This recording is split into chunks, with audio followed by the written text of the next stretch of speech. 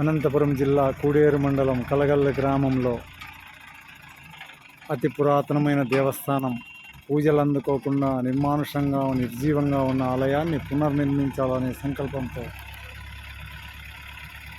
శ్రీ వెంకటేశ్వర స్వామి పునర్నిర్మాణం కోసం ఆలయం గునాది. ఈ గునాది కేవలం పెద్ద రాతి దూలాలతో మాత్రమే నిర్మితమైంది. ఒక్కొక్క రాయి 13 అడుగులు పొడవు, 2 అడుగులు ఎడల్పు, 13 అడుగులు పొడవు, 3 అడుగులు ఎడల్పు, 2 అడుగులు ఎత్తుతో ఇటువంటి దూలాలతోనే ఈ గునాది నిర్మాణం జరిగింది. ఒక్క వరుసకు 10 లక్షలు చొప్పున 4 వరుసలకి 40 లక్షలు ఖర్చు పెట్టి గ్రామస్తులు నిర్మించడం జరిగింది. ఈ నిర్మాణానికైన ఖర్చు అంతా 180 గ్రామాలు భిక్షకావడితో సంకీర్తన చేసి ఆలయ నిర్మాణానికి భిక్షగా తీసుకొని వచ్చిన మొత్తమే. ఇది చందాలతో కానీ విరాళాలతో కానీ నిర్మితమైన గునాది కాదు. కేవలం సుబ్రహ్మణ్య స్వామి భిక్షకావడిలో వేసిన మొత్తం డబ్బుతోనే ఈ గునాది నిర్మాణం జరుగుతూ ఉన్నది.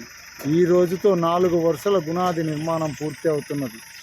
తదుపరి కలియుగదయం శ్రీ వెంకటేశ్వర స్వామి కరుణించి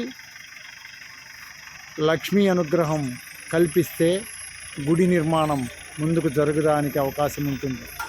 ఎంతో వ్యయ ప్రయాసలతో ఈ గునాది నిర్మాణం జరిగింది. ఇది సాదాసీదాగా ఆలయ నిర్మాణం కాదు. 100 సంవత్సరాలు గుడి వర్ధిల్లాలని ఎంతో ప్రావీణ్యం కలిగినటువంటి పని వాళ్ళతో తమిళనాడు కుప్పం నుంచి పని వాళ్ళని పిలిపించి గునాది పని ముగించడమైంది. అదేవిధంగా దాదాపు 2 కోట్లకు పైగానే ఆలయ నిర్మాణానికి వ్యయం కాబోతున్నది.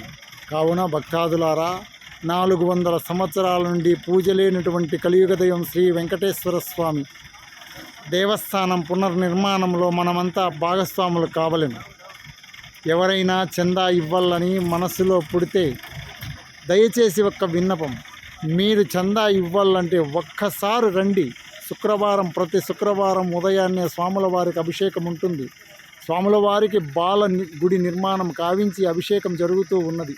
ప్రతి శుక్రవారం ఇక్కడికి వచ్చి ఆయనకు ఒక టెంకాయ ఇచ్చి ఆయన కృపకు పాత్రులై మీకు తోచిన చందాను గుడి ఆలయ ధర్మకర్తలకు సమర్పించవలసిందిగా ప్రార్థన. మళ్ళా జన్మ ఉందో లేదో, ఈ జన్మకు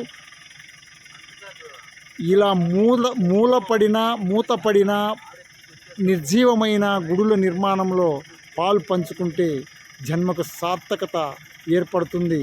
కన్నందుకు తల్లిదండ్రుల జన్మ ధాన్యమవుతుంది. మనం పుట్టిన గోత్రనామాలు చెప్పేటోళ్ళు జన్మలన్నీ ధన్యమవుతాయి. కావున తప్పకుండా ఈ ఆలయ నిర్మాణంలో భాగస్వాములు అవుతారని ప్రార్థన. ఓం నమః శివాయ. ఓం నమః శివాయ.